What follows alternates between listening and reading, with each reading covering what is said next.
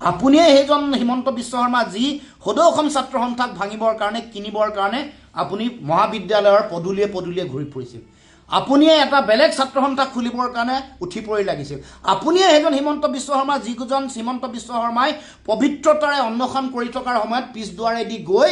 আপুনি কংগ্ৰেছৰ লগত হলিগলি কৰি সেই সময়ত গুৱাহাটী লতাশিলত খোৱা যি অন্বেষণৰ কাৰ্যসূচী আমাৰ অন্বেষণৰ কাৰ্যসূচীত আপুনি সৰ্বানন্দ সোণোৱালৰ সমুজ্জ্বল ভট্টাচাৰ্য নেতৃত্বত চলি থকা ছাত্ৰ সন্থাক আপুনি বিশ্বাসঘাতকতা প্ৰতাৰণা কৰিছিলে যাৰ কাৰণে আপুনি আছুৰ পৰা বহিষ্কাৰ হ'ব লগা হৈছিলে গতিকে আপুনি শ্বহীদসকলৰ স্মাৰকৰ গৈ সেলফি বা ফটো উঠা ধৰণৰ কথাৰে শ্বহীদসকলক পাতল কৰি নিদিব আৰু আপুনি অপমান নকৰিব আপুনি মুখ্যমন্ত্ৰী সৰ্বানন্দ সোণোৱালে আৰম্ভ কৰা শ্বহীদ স্মাৰক এটা কাম কৰা শ্বহীদ স্মাৰক এটা ফিতা কাটি আপুনি বাহ ল'বলৈ চেষ্টা কৰিছে এইটো গ্ৰহণীয় নহয়